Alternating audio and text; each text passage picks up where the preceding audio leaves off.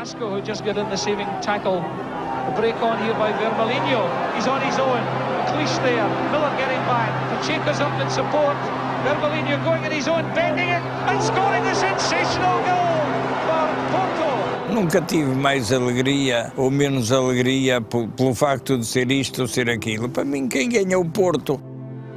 E foi com este golo que o Futebol Clube Porto carimbou o seu passaporte para a final da Taça das Taças a disputar a 16 de maio em Basileia. Agora, o que é importante é que as pessoas que tenham responsabilidade no Porto queiram ganhar. É a primeira vez que a equipa azul e branca atinge uma final de uma competição europeia. Sim, realmente é histórico para o clube e com certeza que entra na história todos os jogadores. Quando eu não era dirigente, festejei da mesma forma, se calhar ainda festejei mais porque podia fazer os disparates que a gente faz quando está eufórico.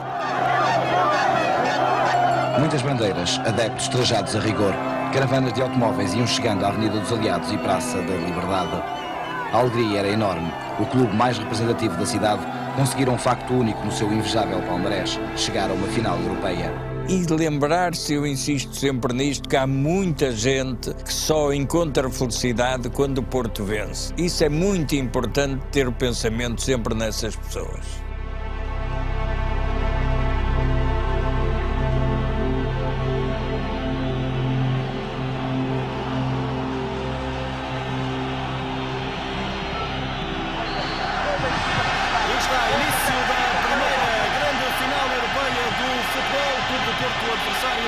Juventus, primeira posse de bola para a equipa portuguesa. Saída diagonal para a esquerda. O remate de Vinhola e golo da Juventus. A surpreender a defesa e o guarda-redes do Porto. Este remate. Claro bem, Jaime Magalhães. Sousa e o golo! É golo do Porto, António Sousa.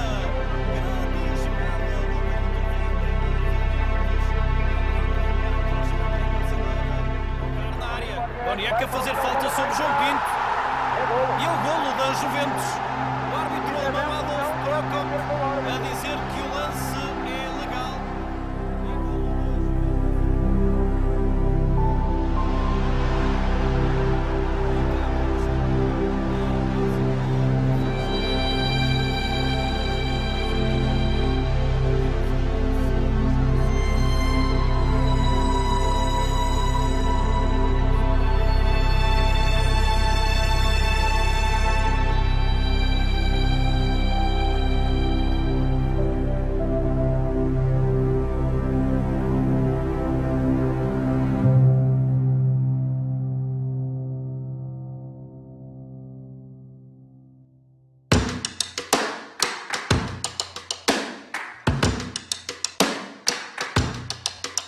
Artur Jorge acredita na Taça dos Campeões? Claro que sim, agora a Taça dos Campeões é uma taça complicada.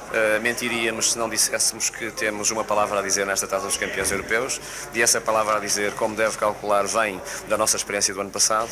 Estamos evidentemente empenhados em várias frentes e gostaríamos de, no fim da época, estarmos fundamentalmente satisfeitos com o nosso trabalho.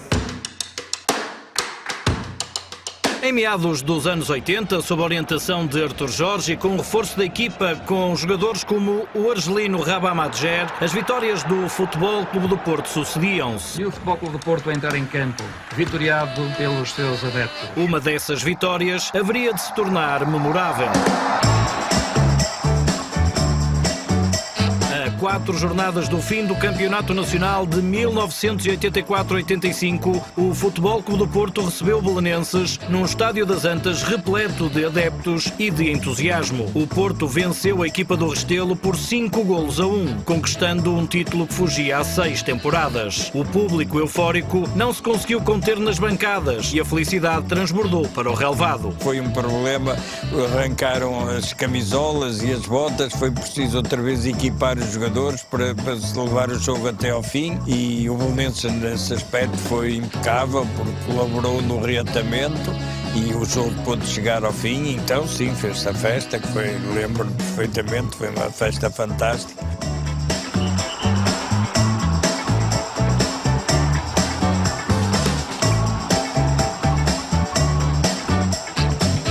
tenho uma ideia sempre, sabe? Quando vou contratar um treinador, eu acho que ele tem responsabilidades, naturalmente fico orgulhoso, mas eu sinto uma responsabilidade de o ter ido buscar. Portanto, tenho uma preocupação de que esse treinador seja campeão, porque veio para o Porto e sair do Porto e se não ganha nada, ele amanhã vai se arrepender de ter vindo para o Porto. Agora, é um alívio para mim saber que este treinador veio porque eu o convidei, veio acreditando em mim e conseguiu o seu grande objetivo pessoal e para a sua carreira, que é ser campeão no Futebol Clube do Porto. Na época seguinte, o bicampeonato não era um dado adquirido, nem foi tarefa fácil. Só na penúltima jornada, o gol de Futre em Setúbal deu a liderança aos Dragões. Mas no último jogo em casa contra o Covilhã, a conquista do título esteve em risco até meio da segunda parte.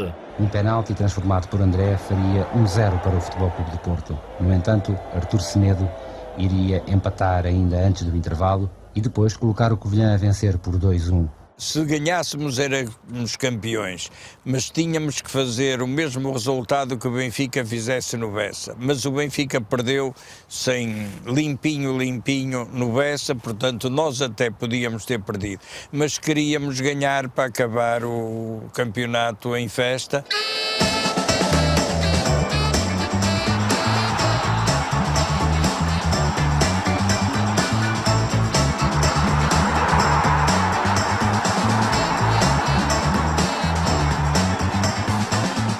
E realmente, depois de estarmos a perder, ganhamos 4-2 e foi uma festa também enorme.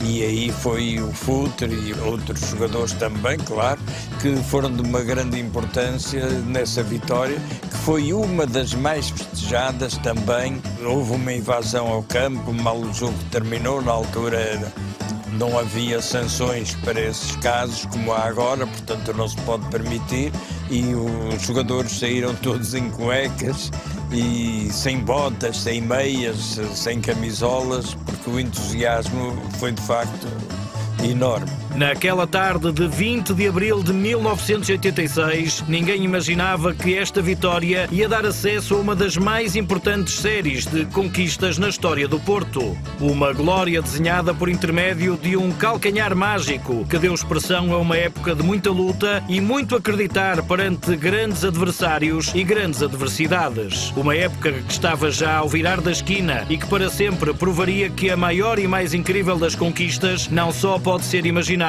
como pode ser conquistada e até superada.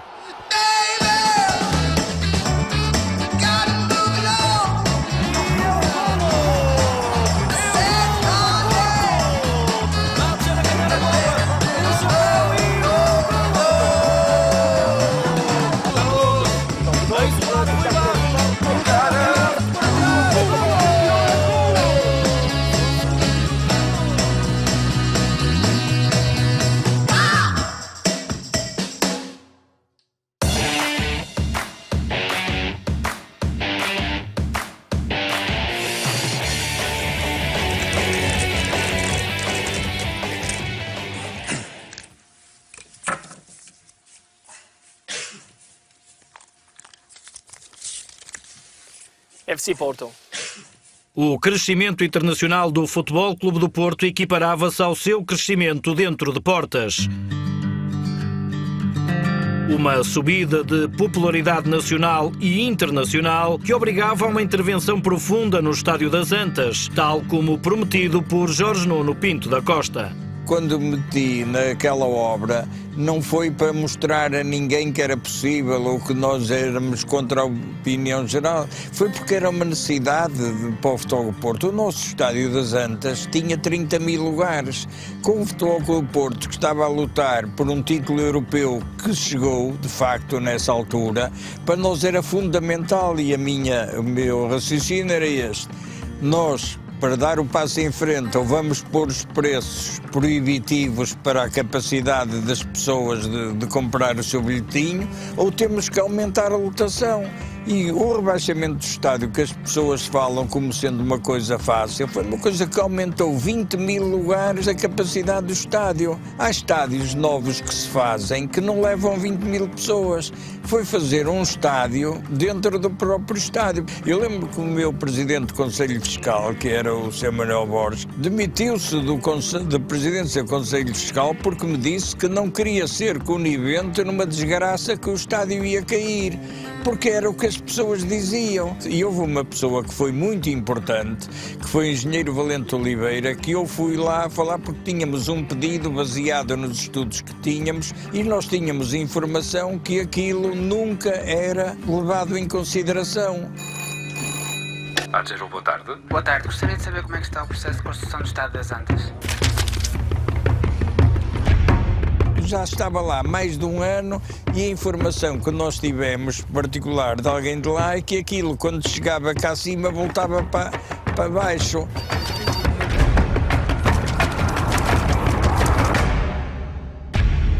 O engenheiro Valente Oliveira telefonou-me e disse-me: Presidente, você tem razão, vocês estão a ser boicotados. E em 8 dias ele concedeu-nos o subsídio que estava pedido, porque era dentro das leis vigentes, dentro dos direitos que nós tínhamos, e a partir desse momento nós acreditamos.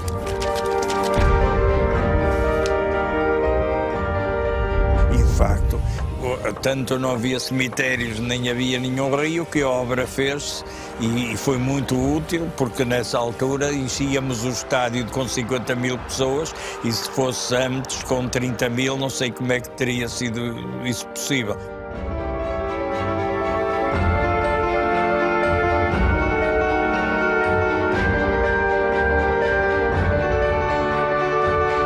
De face renovada, o estádio portista estava pronto para receber convidados de peso. A história deste Porto Rabat é naturalmente a história dos golos. Enquanto teve força, a equipa maltesa aguentou o ímpeto do adversário e o 0-0. Embora na primeira jornada europeia o Rabat Ajax tenha sido presenteado com 9 golos sem resposta, ainda numa casa emprestada, o estádio do Rio Ave.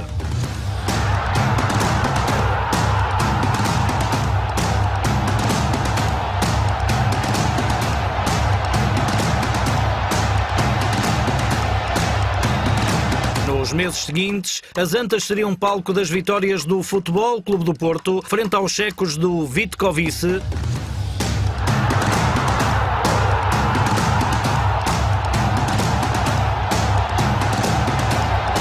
aos dinamarqueses do Brøndby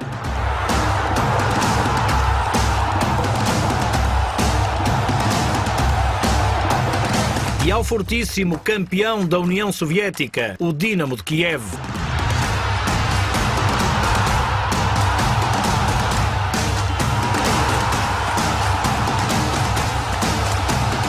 Mas para ter a taça dos campeões em linha de mira, houve um momento fundamental. A viagem à Dinamarca para defrontar o Brøndby nos quartos de final foi decisiva. E o momento era um pouco tenso porque tínhamos perdido em Portimão num jogo de campeonato antes de partirmos para o Brøndby. O ambiente ficou um pouco tenso porque o guarda-redes habitual era o Josef e o Josef não estava a jogar porque ainda estava a ressentir-se de uma lesão e jogou o saudoso Zé Beto e não esteve bem e aquilo criou ali, joga o Zé Beto, porque é que não joga o Josef? E fomos para o Brøndby com um ambiente um pouco tenso, as pessoas não acreditavam e à noite no hotel reuni a equipa com o Artur Jorge ao meu lado e disse-lhes: amanhã vamos disputar a final da Taça dos Campeões Europeus.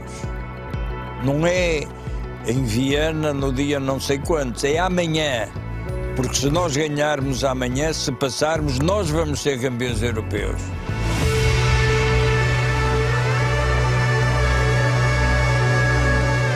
Eu acreditava nisso e eles acreditaram nisso. E agora já lá o passo ali para Joalinho, atenção, o remate, a sobreira na área, golo, é golo, golo do Porto. Acreditaram nisso e nós passamos o Brondby num jogo em que até tivemos o azar do Casa Grande partir uma perna e ficamos desfalcados, e a equipa jogou, Josef jogou, fez uma grande exibição, Joari fez um golo e aquilo galvanizou. E eles meteram na cabeça que íamos ser campeões europeus. Já sabíamos que íamos sofrer e creio que os campeões têm que sofrer, só sofrendo é que se conseguem vitórias não só nacionais como internacionais. Foi uma vitória do grupo. O grupo demonstrou que para derrubar esse grupo é muito difícil. Agora somos todos grandes equipas que estamos nas meias finais. Se continuarmos a ser iguais a nós próprios, eu creio que este ano pode ser um grande ano para o Futebol Clube do Porto. E lembro-me quando o Dinamo de Kiev nos tocou, eu lembro-me de ter ido aos sorteios das meias finais e era Real Madrid, Bayern de Munique, Dinamo Kiev e nós. E houve um jantar na véspera dos 4, lá com os responsáveis, estava também o Luciano Donofrio, que era amigo de todos. Ninguém queria o Dinamo de Kiev e todos queriam o Porto. Disse-lhes: a mim não me interessa. A mim interessa-me é saber quem é que vai ganhar a outra meia final, que é para conhecer o meu adversário. Dizia-lhes eu, até para lhes mostrar, acreditava nisso, mas não estava certo, não é? Mas falava com convicção. Quando deu Real Madrid Bayern de Munique, eu disse ao presidente do Bayern de Munique, que era meu amigo, que era um professor que ainda felizmente é vivo, e disse-lhe: vê lá se estás lá, porque eu vou estar. E ele disse: não, vamos estar, acredito. E do Real Madrid, que estava presente, disse: não, se estivesse é comigo. E eu disse: vocês entendem-se que eu vou estar. E o Dinamo de Kiev era de facto a melhor equipa da Europa na altura, e nós vencemos cá, vencemos lá, 2 exibições fantásticas.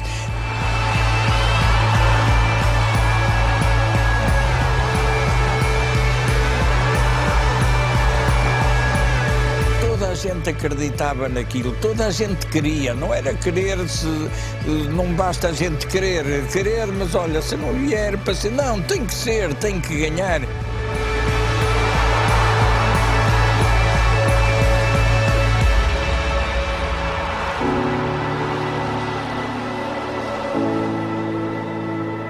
O dia finalmente chegou. 27 de maio de 1987. O Futebol Clube do Porto defrontava o Bayern de Munique no estádio do Prater, em Viena. Durante o dia, que ficou imortalizado na memória coletiva, o gigante Bayern, favorito ao título, mostrava que tinha a confiança em alta. Os azuis e brancos, por seu lado, procuravam manter a concentração antes do grande duelo. Uma disciplina que tinha sido adquirida pela experiência da derrota frente à Juventus na final da Taça dos Vencedores das Taças em 1984. Uma lição dura, ganha à custa de muito suor e lágrimas. Fomos para um hotel que era lindíssimo, com as palmeiras dentro da sala, mas ninguém teve acesso.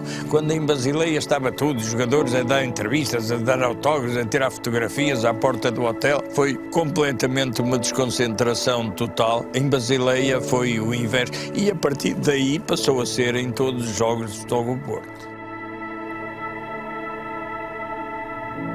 O Futebol Clube do Porto de 1987 não cometeria os erros do Porto de 84. Depois de Basileia, Viena é o palco de mais uma final europeia do Futebol Clube do Porto, a segunda final da equipa portuguesa neste dia 27 de maio de 87. O adversário Bayern de Munique, muitos portugueses presentes no Prater para assistir à primeira final da Taça dos Campeões do Futebol Clube do Porto. Segunda final no espaço de apenas 3 anos.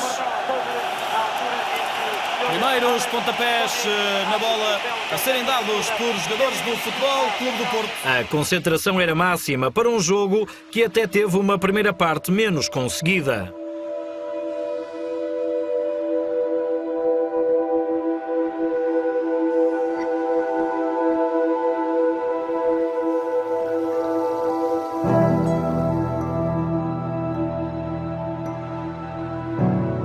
O estádio do Prater eclodiu eufórico com o golo do Bayern aos 25 minutos.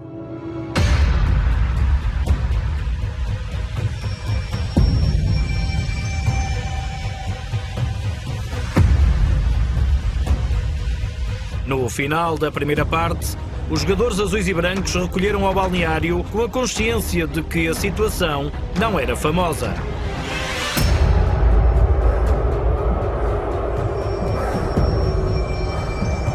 Nós estávamos a perder ao intervalo. O discurso do Artur Jorge no intervalo do jogo foi das coisas mais galvanizantes que eu assisti até hoje.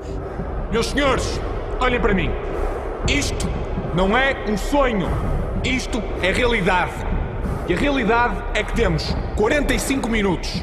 45 para entrar na história. E quando a equipa subiu ao relevado, vinha toda convencida que ia dar a volta.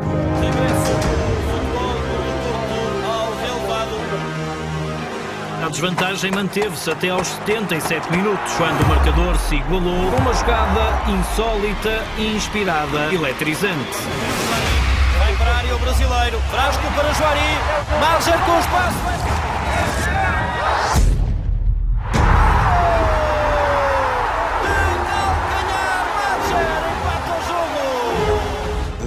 Hoje disse que foi de calcanhar, foi assim, foi assado, foi milagre, não foi milagre, não sei se é milagre, olha, Nossa Senhora de Fátima, se calhar é portista, ainda bem. Pouco depois viria o gol decisivo de Juari e o Futebol Clube do Porto venceria o Bayern de Munique. 1-1 com Winkelhofer, já passou o Marger, o cruzamento, Juari, gol!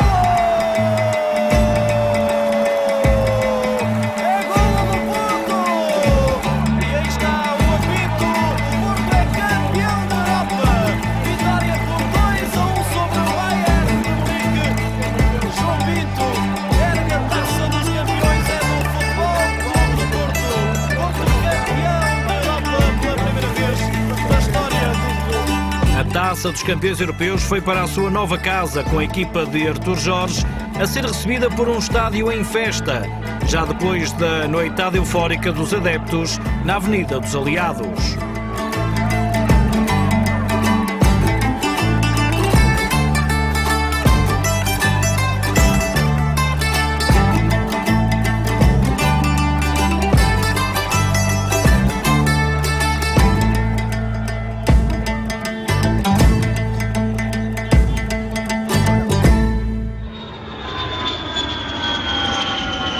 Mas o conto de vitórias memoráveis não ficaria por aqui. Às 14h30 aterrava no aeroporto Sá Carneiro um avião proveniente de Genebra. Lá dentro vinha Tomislav Ivic, acompanhado de Pinto da Costa e Reinaldo Teles. A 13 de dezembro do mesmo ano, 1987, o Porto, liderado agora por Tomislav Ivic, rumou ao Japão para disputar a Taça Intercontinental. Sob o intenso nevão que se abateu sobre Tóquio, a partida contra o Peñarol estendeu-se até ao prolongamento. Uma final branca da Taça Intercontinental, Campeonato do Mundo de Clubes.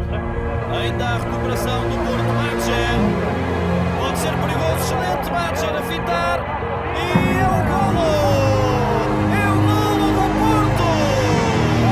Marcou Fernando Gomes! A luta escalava até um limite inimaginável.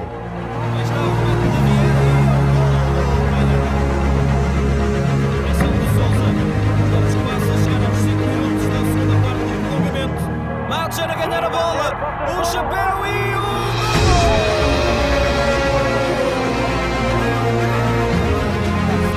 Caía a neve e quando o Porto marcou o segundo golo, caíram os uruguaios também.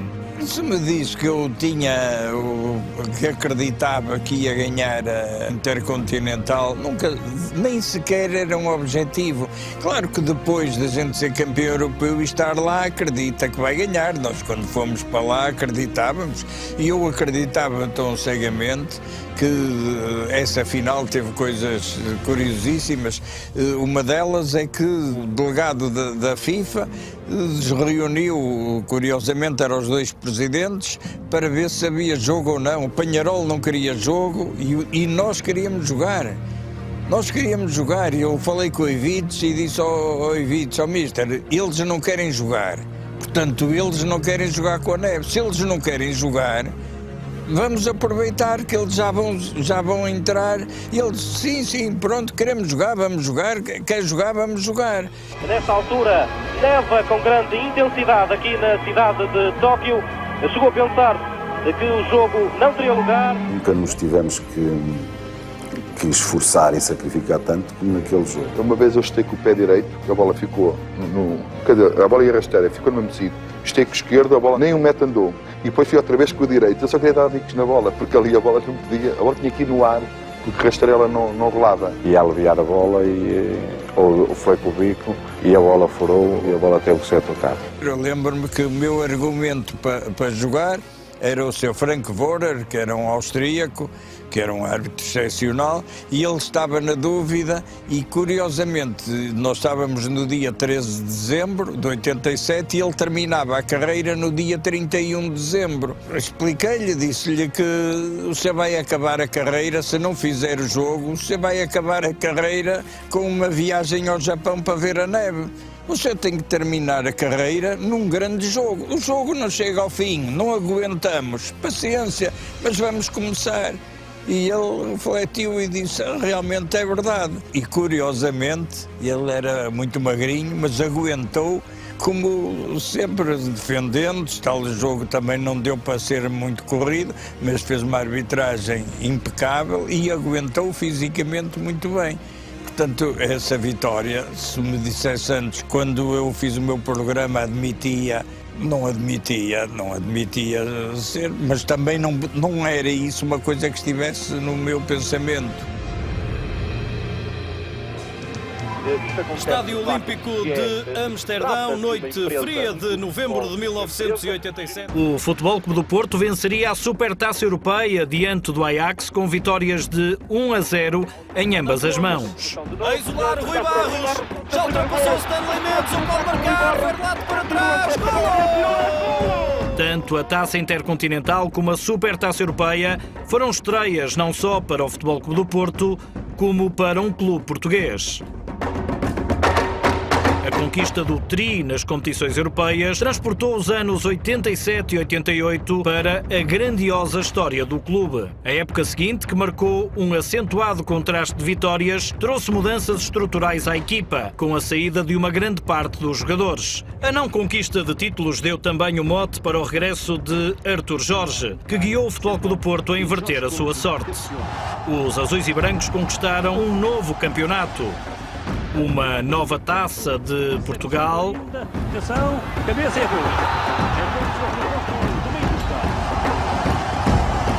E já no ano de 1991, mais uma Supertaça Cândido de Oliveira.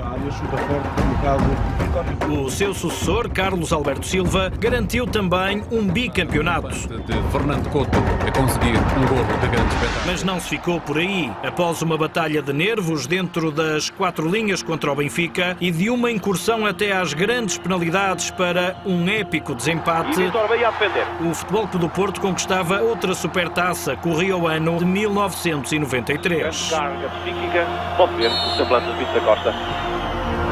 E é o golo. É o golo para Paulinho e a equipa do Futebol Clube do Porto. Vemos aqui por 5-4.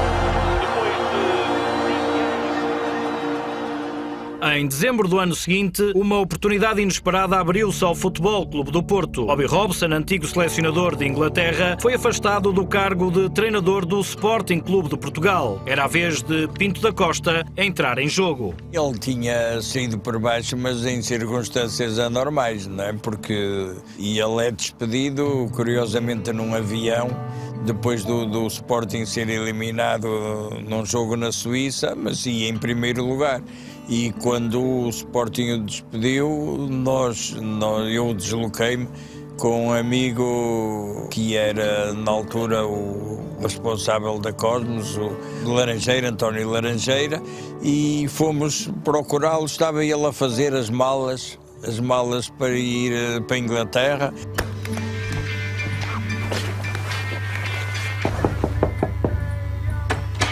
Ficou muito admirado lá estarmos e quando eu lhe disse ao que ia para o convidar, ele disse, não, Portugal não, Portugal não. Lá conversamos e tal, ele foi, não, Porto é diferente.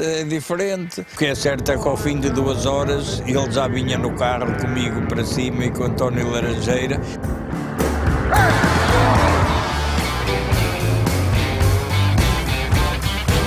E foi de facto um treinador espetacular, de conhecimentos, de galvanização, de competência, de maneira como conduzia os jogadores. Foi dos grandes treinadores que passaram pelo Futebol do Porto. Em janeiro de 1994, Bobby Robson era o novo treinador do Futebol Clube do Porto. Com o seu antigo colaborador no Sporting, José Mourinho, a servir-lhe de adjunto, o técnico inglês pôs mãos ao trabalho. Uma das primeiras vitórias foi na Taça de Portugal, ganha em Lisboa, no Estádio do Jamor, um jogo bem rasgadinho contra o clube que o despedira.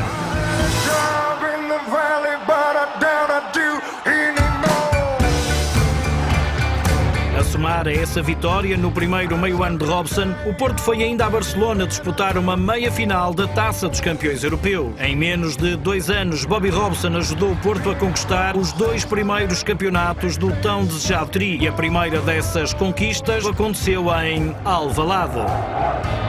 O Futebol Clube do Porto passava para a frente do marcador um golo que valeria um título. O Bobby Robson a ser festejado pelos seus atletas, ele que em Alvalade nunca viu o Porto perder. Mas o passo seguinte estava atravessado na garganta dos portistas.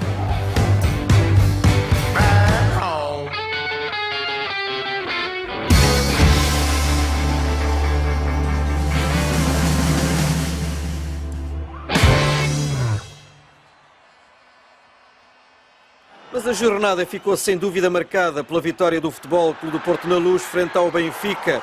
Jardel fez o seu 13º golo no campeonato, colocando o Futebol Clube do Porto na frente do marcador. O treinador que se seguiu, um homem da casa, António Oliveira, garantiu o tão desejado tri. É excelente o trabalho de Sérgio Conceição, tira Quimberto do lance e faz o centro para Zalvites marcar. E dedico todo este campeonato à grande massa associativa que o Futebol Clube do Porto tem. E como portista, repito, sinto-me o homem mais feliz da vida neste preciso momento. Sim, naturalmente era um objetivo que todos tínhamos, sem dúvida alguma, e foi uma das vitórias para mim com mais importância. Lembro-me que foi alcançado esse tri em Guimarães, num jogo fantástico do Zalvic, que entrou em campo insultado lá pelo claque do Vitória. Foi um jogo fantástico e aí, quando consumamos o tri, eu tive uma alegria enorme porque intimamente dediquei aquele tri ao Pedroto, porque o Pedroto tinha perdido o tri por motivos estranhos ao futebol, que eram normais naquela época, e tinha uma grande frustração, e eu senti essa frustração não por mim, mas por ele. E naquele momento em que nós vencemos o tri, o meu pensamento foi para ele, porque disse: pronto, já tens o tri. Porque Pedroto, além de treinador, era um grande portista, e como tal eu senti: pronto, já tens o que tiraram. Portanto, foi uma vitória que me encheu satisfação, ainda por mais sendo treinador, um discípulo do Pedroto, um antigo talentoso jogador, que foi o António Oliveira. Portanto, essa vitória teve razões muito especiais e íntimas para me proporcionar uma satisfação muito grande. A conquista do tricampeonato não era apenas fruto da ambição do clube por palmarés. Era também uma promessa à memória do primeiro a contribuir com um golo para essa mesma conquista. Recordar no primeiro marcador do golo que nos permitiu hoje chegar aqui ao tri, que foi o Rui Filipe, na memória dele, na sua saudade, recordar todos os que honestamente no dia-a-dia lutam e honram a camisola do Futebol Clube do Porto. Uma dedicatória ao jogador Rui Filipe, vítima de um acidente de automóvel em agosto de 1994. Contra o Sporting Braga ganhamos, e o primeiro golo é do Rui Filipe, depois dá-se a supertaça da Luz, onde o Rui Filipe é expulso, e depois, infelizmente e tragicamente, nesse fim de semana em que não houve jogo, ele morre num acidente. Portanto, dizíamos muitas vezes no grupo que nesse ano temos de ser campeões para dedicar o campeonato ao Rui Filipe, que foi o marcador do primeiro golo desse campeonato. Infelizmente conseguimos.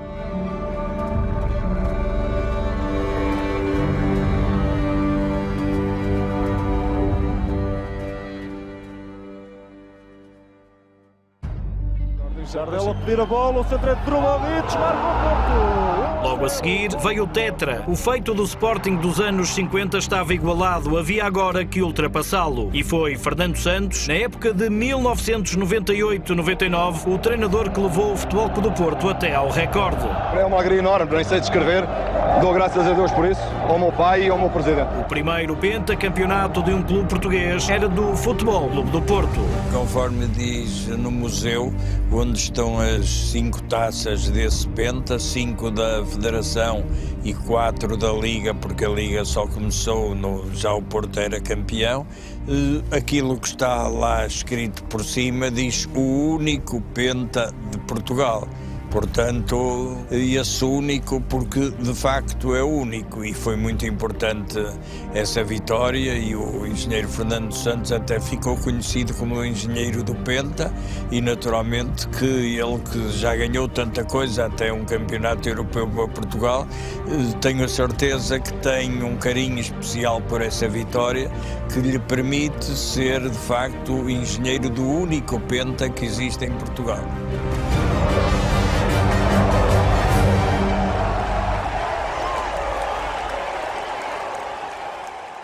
E aos 7 minutos começava a surpresa total em San Siro. Arthur na área trabalha muito bem sobre Maldini e faz o gol do empate. Maldini não está habituado a ser fintado desta maneira. Arthur foi espetacular a conseguir o gol do empate.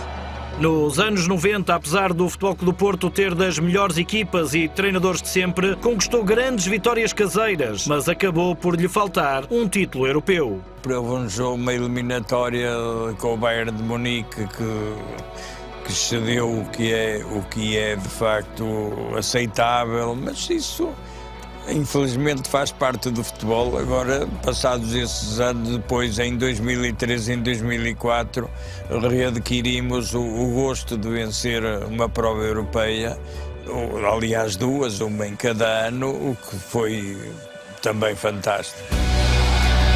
Deco, Alenichev pode rematar e pode surgir o gol!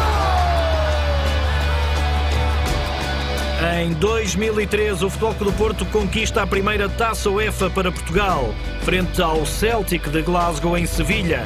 Uma vitória difícil ganha após prolongamento. Gelsenkirchen, palco de excelência da maior final de clubes. Era cruza de novo, Carlos Alberto. É o gol! Está Deco,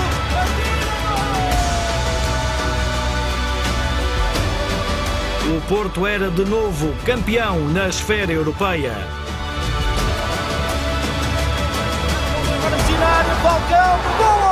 Era este o novo Porto, o Futebol Clube do Porto do século XXI. Um novo capítulo para a humilde equipa do norte português estava assim aberto. O Porto é campeão da Europa!